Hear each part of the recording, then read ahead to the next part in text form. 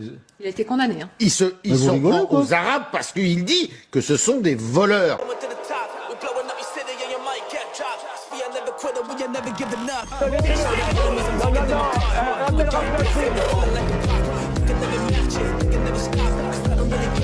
Vous fumez, monsieur.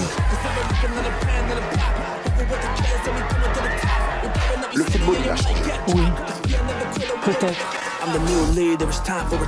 Ouais, c'est Laurent Delamousse, bienvenue aujourd'hui pour une nouvelle vidéo et j'espère que tout le monde va bien. Messieurs, dames, aujourd'hui on se retrouve pour une nouvelle vidéo divertissante, en tout cas je l'espère. Mais avant de partir pour cette nouvelle vidéo, c'est le moment de soutenir la chaîne et moi-même en mettant votre plus gros pouce bleu, votre meilleur commentaire, votre giga boost. Et pour booster cette vidéo, il faut la liker. À partir de ce moment-là, sur téléphone, vous swipez l'espace commentaire de la droite vers la gauche, vous dépensez vos points, vous aidez la visibilité de cette vidéo. C'est totalement gratuit et c'est incroyablement gentil. On n'oublie pas de s'abonner et d'activer la cloche pour ne pas rater les prochaines vidéos. On fait de même sur la chaîne principale, la chaîne Mousse, où hier je vais sortir une vidéo sur la prochaine émission de Cyril Hanouna. Pourquoi Tout Beau Tout Neuf va cartonner. On me rejoint sur Instagram, sur TikTok, sur Twitch pour ne pas rater les lives du dimanche soir à 21h30. On va chercher à boire mangeant ce malaise. Et moi, je m'occupe du reste. Messieurs, dames, on va commencer par un sujet de société. Faites très attention quand vous postez des photos de vos enfants sur les réseaux sociaux. Ces photos peuvent être utilisées par des personnes très mal intentionnées et terminer sur des sites pédophiles. Et faire attention aux photos d'enfants publiées sur les réseaux sociaux. Voilà l'alerte du gouvernement. Via un texte publié dans la Tribune dimanche, hier, la ministre chargée du numérique souligne que ce geste peut être exploité et dangereux. Selon les signataires, près d'une photo d'enfant sur deux publiée sur les réseaux sociaux se retrouve sur des sites et des forums pédocriminels. Réalité souvent méconnue des parents, Juliette Penn. Nolwenn a un garçon et une fille de 1 et 4 ans et n'utilise pratiquement plus les réseaux sociaux. Je poste plus rien du tout depuis que j'ai des enfants. Car elle a peur que leur image soit détournée. Je me dis qu'on peut tellement utiliser les photos d'enfants pour en faire je ne sais quoi que je préfère pas du tout les exposer en fait. Tous n'ont pas ce réflexe. Plus d'un parent sur deux poste du contenu avec ses enfants sur les réseaux selon l'Observatoire de la parentalité.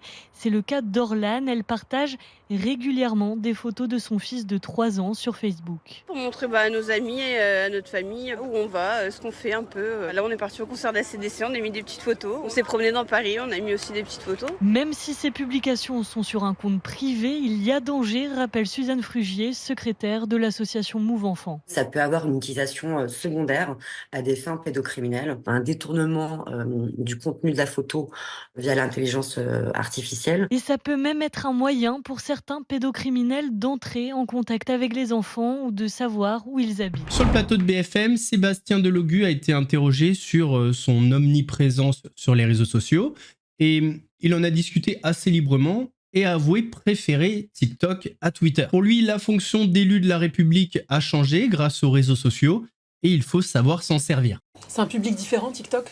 C'est un public différent. Bon, après, il faut dire la vérité. Sur Twitter, vous avez que des fachos qui, toute la journée, vous parlent mal. Bon, c'est sûr que si vous lisez tous les commentaires... Et sur TikTok, il y a quoi alors ? Vous pendez, mais moi, c'est pas mon cas. J'ai que ça à faire. Je vais les Et dire sur à leur TikTok côté.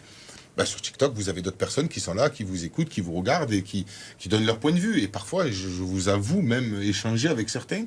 Ah oui, tu vous vois, avez une relation de proximité avec mais c'est ça, plein de être gens. un élu de la République, c'est vous travaillez pour eux, vous êtes payé par leurs impôts, mais attendez, vous leur devez des comptes, donc vous parlez avec eux. Moi, j'ai un canal Instagram où il y a 90 000 personnes, je m'en réjouis, je suis content. Les gens, ils me voient le matin, je leur dis ce que je fais, ce que je fais pas. Vous leur dites bonjour, vous leur dites bonne nuit. Eh oui, mais je suis... Franchement, je suis content parce que c'est une nouvelle ère dans la politique où on est au plus proche des gens et que les gens sont au plus proches de leurs élus.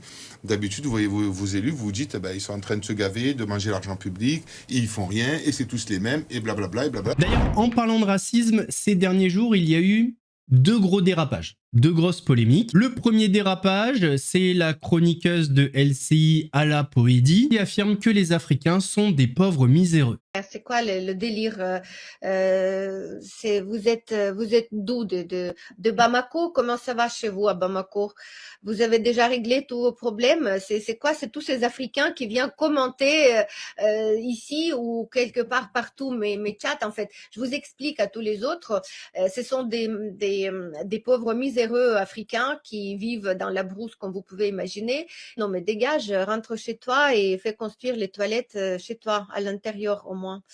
Nous sommes le pays civilisé. L'Ukraine, c'est un pays encore peut-être plus civilisé que les pays européens parce que nous n'avons pas cette immigration destructrice, des jeunes mal élevés qui cassent et brûlent les voitures dans les villes aussi. C'est une sorte de dictature agressive intérieure, ennemi intérieur de notre République. Nous sommes habitants d'un des pays les plus puissants au monde, mais malheureusement, ce pays se plie et se soumet à l'agression et à l'autorité et à l'intérieur du pays avec l'immigration non contrôlée et non intégrée. Et le deuxième dérapage, c'est en direct sur le plateau d'LCI où le directeur adjoint de la rédaction du Figaro a dit un truc de fou furieux. Alors je sais pas exactement comment sur le plateau ils en sont venus à comparer Dieudonné et Éric Zemmour. Il en est venu à défendre Éric Zemmour, mais honnêtement j'espère que ce mec ne sera jamais avocat. On peut pas comparer Dieudonné et Zemmour parce qu'il y en a un qui s'en prend à une race, ce qui définit comme une race, ce sont les juifs qui sont coupables de par leur origine, leur race, alors que Zemmour, c'est jamais ce qu'il a dit. Il ne s'en prend pas aux Arabes parce que... Vous rigolez ou quoi? Arabes. Il a été condamné. Hein. Il s'en prend aux Arabes parce qu'il dit que ce sont des voleurs. Ça n'a rien à voir. Ah, il s'en prend à eux pour ça? Ah ben ça va alors. Ça va. Tranquille. La dernière fois, on avait parlé de Nabil Flix où il passait des audios de la maman de Ouais Renoir. On va en parler juste après, mais en ce moment, c'est un petit peu compliqué pour lui. Alors déjà, il a répondu à une vidéo de Just Riyad. Et en répondant à cette vidéo, il a suscité de nombreuses réactions sur les réseaux sociaux, notamment de la part de la communauté algérienne. Coupure d'électricité, t'as pas d'eau, t'as pas de lumière, t'as pas de coupure d'électricité, t'as pas d'eau, t'as pas de lumière, t'as pas de wifi non plus, donc voilà. C'était un peu compliqué, mais voilà, je suis de retour la famille. Mais vous savez, c'est pas la première fois que ça m'arrive, hein, les coupures comme ça dans tout le quartier, plus internet, plus de lumière, plus de courant, rien du tout. La famille, certains diront que j'abuse, mais j'en ai rien à faire. C'est quoi ce manque de respect que vous avez ? Ça, c'est un phénomène qui commence vraiment à me taper sur le système. Le pire, c'est que c'est toujours les mêmes. Je veux pas faire de généralité, mais à chaque fois, c'est pareil. Vous venez dans notre bled, vous investissez dans votre bled, vous passez vos vacances dans notre bled et vous trouvez toujours le moyen de critiquer. Tout ça pour vous faire bien voir de votre communauté. Mais on vous voit jamais dans votre bled. On vous voit jamais investir là-bas. Toi, Just Riyad, dans la résidence où tu habites là, tu vas pas nous faire croire qu'aucun ASS n'est venu te voir pour te donner la raison pour laquelle il n'y avait plus de courant ou il n'y avait plus d'internet. Au pire, il y a un syndic. T'appelles le syndic. T'appelles le syndic, tu leur dis il y a quoi, ils vont te donner une raison. La Maghreb, moi j'y vis à l'année, d'accord? Tu vas faire croire à personne ici que on te coupe l'électricité, on te coupe internet comme ça. Ça peut arriver actuellement, ça n'est jamais arrivé, mais actuellement selon où tu habites, ça peut arriver. Pourquoi? Parce que tous les stades sont en rénovation, les routes devant les stades sont en rénovation. On accueille la CAN, on accueille la prochaine Coupe du Monde. Et vous connaissez les Marocains et leur sens du détail, leur sens du perfectionnisme. Tout est en train d'être refait. Donc selon les travaux où c'est et où tu habites, comme moi, j'habite juste à côté du stade de Marrakech. C'est arrivé que quelques après-midi, on m'ait coupé l'électricité ou on m'ait coupé l'eau. Ça ne dure jamais plus de quelques heures. Tu viens ici, toi, toutes les habbettes que tu as mis de côté, tu les as investis chez nous. Et après, tu prends ton téléphone pour dire ouais, il n'y a pas d'eau, il n'y a pas d'électricité, c'est pas la première fois que ça arrive. De quoi tu me parles? En 2024, il y a eu 17 millions de touristes au Maroc. C'est un record historique mondial. T'as déjà entendu quelqu'un qui se plaint de il n'y a pas d'eau, il n'y a pas de je sais pas quoi? Je sais pas quoi tu joues là. De base, je l'aime bien, mais je trouve ça très vicieux parce que s'il a dit ça, croyez-moi, c'est pour se faire mousser par sa communauté. Parce qu'à chaque fois, on lui dit pourquoi tu as investi au Maroc au lieu d'investir chez toi, etc., etc. Donc là, pour se faire mousser par sa communauté, il connaît les réseaux sociaux, c'est un ancien des réseaux sociaux aussi. Voilà ce qu'il a trouvé de mieux à faire. Ça commence à bien faire, hein, votre propagande à la con. Entre l'autre qui vient au Maroc, qui se fait passer pour une Marocaine, qui fait n'importe quoi, un comportement dégueulasse, et à la fin, elle dit non, je suis pas marocaine. Entre lui qui vient, qui investit, qui est tout le temps là-bas, et à la fin, il te dit ouais, c'est pas la première fois, il n'y a jamais de courant, il n'y a pas d'électricité, j'ai pas d'internet. Qu'est-ce que tu fais ici? Il est prends tes clics, tes claques, ou ça fait plusieurs fois. La dernière fois, il y a Rachid Nakaz ou je sais pas quoi, il est venu devant la mosquée à Marrakech. Oui, je sais pas quoi, nanani, nanana, ça en fait, cette mosquée, c'est pas une mosquée de Marocains. Après, il y a l'autre clocharde qui est arrivé. Je suis une Marocaine, elle vient salir l'image de la femme marocaine. À la fin, elle avoue plusieurs mois après que c'est pas une Marocaine. Wallah, la famille, moi je vis là-bas. Que j'en croise un qui manque de respect comme ça, qui dénigre notre pays et qui vient en toute impunité. Zahma, je vous pisse dessus et vous allez rien faire. Oqsim billah, vous allez voir un visage de Nabil que vous avez jamais vu. Je vais vous faire regretter le Maroc. Et si vous voulez appeler les Condés, vous appelez les Condés. On verra. Et ensuite, concernant les audios de la maman de Ouais Renoir, il est possible que Nabil Flix ait trafiqué les audios. Il aurait accéléré certains passages pour rendre plus agressive la maman de Werenoi. Il aurait coupé certains passages pour y coller d'autres moments. Le youtubeur Marcus Dia a enquêté là-dessus. C'est hyper intéressant. J'ai pas encore tout regardé, mais j'ai vu ce moment-là. C'est assez surprenant, je vous l'avoue. Je vous passe un extrait et je vous mettrai le lien de la vidéo en description. Je vais vous montrer comment Nabil Fix a présenté un faux récit en manipulant les audios de la mère de Werenoi. Coupure de mots, phrases recomposées, voix accélérée pour paraître plus agressive, une mise en scène trompeuse, pensée pour alimenter une propagande sur les réseaux sociaux, et vous allez entendre la vérité. Je vais vous passer des extraits de l'audio original pour que vous puissiez comprendre comment ces manipulations ont été faites. Nous allons mettre sa version et ensuite vous allez pouvoir la comparer avec la version originale. Bon visionnage. Vraiment, on n'a pas raison pour le coup. Je vais vous mettre d'ailleurs un petit extrait d'audio qui m'a vraiment choqué, où la maman s'adresse à la femme. Si Jérémy t'as jamais parlé de moi, je ne sais pas quoi, je m'en balance. Voilà, je vous dis clairement, pour la tête de ma mère. Et moi j'ai parlé comme mon fils, il parlait de ghetto youth, j'ai pas le temps. Que tes parents, ta famille fassent pas les choquer. Parce que je vous dis clairement, quand ils chantaient des Mexicains, des sikhs, des drogues, des trucs, là ça dérangeait pas des membres de ta famille ou certains pour manger son argent. Elle a dit ma mère, je vais parler clairement. Parce qu'il y a un truc qui m'a pas plu là. Voilà, il venait là-bas, vous le voyez 8 ans, 9 ans, je m'en... La vie de ma mère. Chez nous, normalement, tu es là en deuil, tu venais m'appeler tous les jours. Tu venais même enceinte ou pas, tu venais voir la maman de celui qui t'a enceinté, que soi-disant vous avez aimé. Moi, je suis là pour les études de mes enfants, mais je vous dis, ça va pas se passer comme ça. Ça va pas se passer comme ça. Virginie Banawona, elle est debout. Les gens me demandent comment ça se fait que t'es debout, t'as perdu un enfant. Je suis debout à cause de vous tous, les ennemis, tout ce que vous faites dans le dos, parce que vous croyez que je suis bête. Mon fils, il te l'a pas dit, mais moi, je faisais des rêves, des tout. Même ça, j'ai rêvé. Et je vous le dis, ça, je lâche pas l'affaire. Mon fils, il n'est pas mort naturellement. Ok? Je le redis. Voilà. Je le redis. Pensez comme vous voulez. Je m'en fous. Tu peux faire toi qui tu veux, ta famille comme tu veux. Qu'ils ne fassent pas les choquer. Comme je l'ai dit, Jérémy Werenoi, il rappelait pas des musiques d'amour. Ça les choquait pas qu'ils parlaient de drogue, d'argent, de ballons, de prostituées, de tout. Là, ça les dérangeait pas parce qu'ils donnaient des billets. Mais en temps normal, ils auraient jamais accepté un homme comme ça pour leur fille. Alors faut arrêter de faire les hypocrites avec moi. Et ça la vie de ma mère. Voilà. Les histoires qu'on dit qu'on doit rendre les trucs à la famille c'est moi. C'est moi sa maman. Ok? Tout le reste, les trucs qu'il a achetés qu'on doit rendre à sa famille, c'est moi sa famille. Et après, c'est moi que je bloquerai et je laisserai à mes petits-enfants. Le reste, si tu as fait un testament avec lui tout, ok. Mais vous allez pas comme ça monter sur la vie de ma mère. Tous les effets personnels, les jeans, les trucs. Moi, je dis que je vais garder ça. Je veux même pas les mettre. C'est souvenirs de mon fils. C'est du matériel. Parce que 40 millions du monde, ils vont jamais ramener mon fils. Voilà. Je suis au courant de l'appartement du Maroc qui devait donner pour moi, mais soi-disant, vous avez gouillé là-bas. Vous inquiétez pas. Allez voir la vidéo, c'est très intéressant. Lien en description. Il y a quelques temps, on avait parlé de Samir TPMY ou les news de Samir. C'est un youtubeur qui avait une chaîne Actu. Et c'est vrai qu'il n'y a pas si longtemps, on m'a dit, je crois que la chaîne a été supprimée. Donc je suis allé vérifier et effectivement, sa chaîne a été supprimée. Il avait quand même peut-être 50 ou 60 000 abonnés.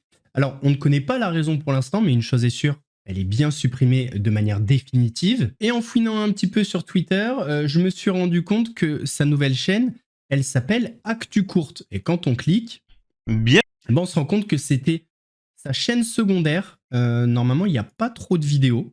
Je crois qu'il avait anticipé en fait le fait que sa chaîne puisse sauter. Il y avait eu une vidéo il y a 6 mois et il a recommencé il y a 2 semaines. Donc je pense que le ban de sa chaîne principale doit dater d'il y a 2 semaines. Alors, je ne sais pas si dans les personnes qui verront cette vidéo, il y a des abonnés de Samir. Mais si c'est le cas, n'hésitez pas à me dire pourquoi sa chaîne a été bannie. Ou si Samir passe par là, n'hésitez pas à me dire la raison. En vrai, ça m'intéresse. Parce que le bannissement d'une chaîne sur YouTube, c'est quand même plutôt rare. Tous les étés, on entend les mêmes histoires. Des enfants qui sont oubliés dans des voitures, laissés pour aller faire les ongles, pour aller au restaurant, pour aller en boîte de nuit, en vacances, peu importe. On a une vidéo d'un policier aux États-Unis qui vient sauver 2 enfants coincés dans une voiture, oubliés dans une voiture, alors qu'il fait 47 degrés. Qu'on se le dise, il leur a clairement sauvé la vie. Hey, kitties! Hey! It's okay, baby. It's okay. Oh, you're hot. Little kids in the car. They were crying pretty hard. It's not running. Just break it. Hey, kitties! Hey! Oh, 44 century to the car. Hey, buddy. It's okay. Hey. It's okay, baby. It's okay. Oh, you're hot. Take some. J'ai deux vidéos concernant Samzira à vous montrer. La première, elle est un petit peu lunaire. En fait, il reçoit une ancienne candidate de télé-réalité qui est maintenant dans la foi. Ils vont parler d'un sujet qui est la chirurgie esthétique. Je vous laisse écouter. Est-ce que tu continues à faire de la médecine esthétique, de la chirurgie En fait, esthétique? je pourrais modifier ma poitrine parce qu'elle a déjà été modifiée, mais tu ne peux pas modifier une partie qui est à toi quand tu es en Christ. Tu ne peux pas modifier une partie qui n'a pas été modifiée. Donc si tu as fait des injections de Botox avant d'avoir rencontré Christ, tu peux encore faire des injections de Botox. Parce que cette partie a été déjà modifiée. Mais tout ce qui est parti, par exemple, je sais pas, je vais pas demain me faire une lipo parce que c'est pas modifié. Tu vois ce que je veux te dire? Je vais pas me faire un tatouage parce que c'est pas modifié, parce que Christ, je suis né de nouveau comme ça. Et en plus, t'as même plus envie de te modifier. En vrai, t'as même plus envie de te modifier parce que Dieu t'aime. Tu t'aimes. Et toi, c'est quoi ton rapport aujourd'hui, maintenant que tu as changé de chemin, de couloir, ton rapport à la médecine esthétique, la chirurgie esthétique? Ben, en fait, c'est simple, c'est qu'aujourd'hui, j'en ai plus besoin. Parce que je m'aime, tu vois. Donc ça veut dire que tu n'as plus peur t'as plus peur que ton visage s'affaisse, t'as plus peur d'avoir des rides qui apparaissent, t'as plus peur du temps qui passe. Non. Parce que ça, c'est ce que le monde te prêche, ce souci de perfection. Mais alors que Dieu, il t'aime pour ta singularité. Tu comprends? Oui, bien sûr. En fait, quand tu t'aimes, tout ça, c'est tellement futile. T'es pas dans cette quête, tu vois, de cette quête de vie, de pouvoir attirer telle ou telle personne ou machin, parce qu'en fait, tu sais que la personne qui va t'aimer, elle va t'aimer pour ta matière grise, Oui, pour mais ton je veux dire, esprit, pour ton cœur. Ça t'a pas enlevé, Aurélie, le fait que t'es une fille coquette. Mais après, d'être belle pour le Seigneur, moi, j'aime me maquiller le matin, ou même pour aller à l'église, pour Dieu. Tu vois, pour rayonner pour Dieu. On te dit pas de rester chaste dans un monastère. C'est pas ça la parole de Dieu. Bien sûr, il faut séduire. Il faut quand même savoir séduire le Seigneur. Moi, je me présente devant lui comme une princesse.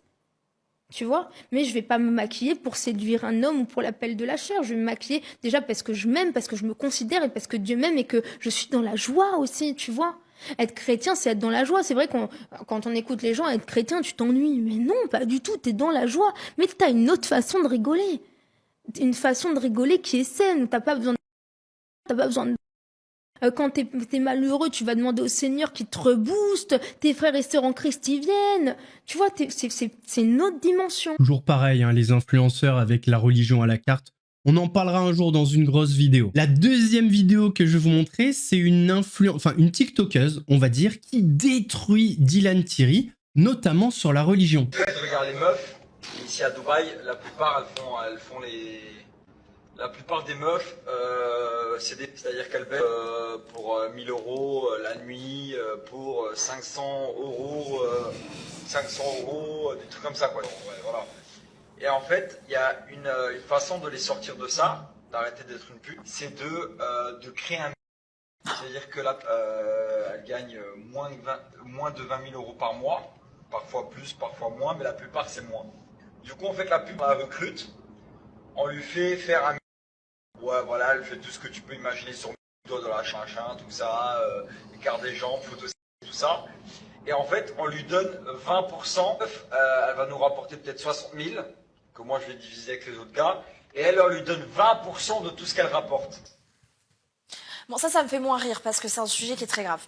C'est un sujet qui est très grave parce que moi-même j'en étais victime d'ailleurs, hein, de photographes qui m'ont approché, etc. Ah bon? Ouais, j'en ferai l'objet d'une vidéo YouTube entière. Et ça, c'est pas drôle parce que déjà, Dylan, hypocrite, parce que il se dit musulman, je crois, dans la religion, voilà, et il exploite des femmes et il exploite aussi la misère des hommes. Parce que je suis désolée, mais faire croire... Après, je crois que c'est des vraies femmes. Parce qu'il y a des gens qui font des fausses femmes, etc. Et donc, en fait, qui vendent des fausses femmes et donc ils arnaquent des hommes. Mais bon, c'est moi qu'il faut insulter et menacer quand je dénonce ça. C'est très logique. Et ça, j'ai même pas envie de l'abréger. Ça, moi, j'ai envie d'en faire une vidéo entière. C'est très grave. Qu'est-ce qui t'est arrivé avec des photographes? Et bah, moi, en fait, avant, j'étais modèle photo. Et j'ai des photographes qui m'ont approché pour faire de la photo plus dénudée. Et en fait, avec le recul, est-ce que j'en avais vraiment l'envie? Pas vraiment. Et j'en ai pris le recul et c'est vraiment un milieu qui est très malsain, très toxique. Et enfin, ils te disent que c'est de l'argent facile. Tout le monde est victime là-dedans, autant les femmes que les hommes. Mais encore une fois, on s'en prend qu'aux femmes. Alors que je suis désolée, mais dans quel métier tu gagnes un truc et on te prend 60-70% de tes revenus? Enfin, je trouve ça mais grave, je trouve ça très grave. Mais non, Abrechseur, t'inquiète pas. Je sais, c'est choquant comme ça, mais c'est juste la vision de la religion de Dylan Thierry. Tranquille, t'inquiète. Après, si tu veux un peu plus d'explications sur pourquoi il est comme ça, renseigne-toi sur le père. Messieurs, dames, on arrive à la fin de cette vidéo. J'espère qu'elle vous a plu. Si c'est le cas, votre plus gros pouce bleu, votre meilleur commentaire. On n'oublie pas de s'abonner et d'activer la cloche pour ne pas rater les prochaines vidéos. On fait de même sur la chaîne principale, la chaîne Mousse, où hier je sortis une vidéo sur la prochaine émission de Cyril Hanouna. On me rejoint sur Instagram, sur TikTok, sur Twitch pour ne pas rater les lives du dimanche soir à 21h30. Nous, on se donne rendez-vous demain pour une nouvelle vidéo d'actu. En attendant, prenez soin de vous. Laurent Delamousse vous salue.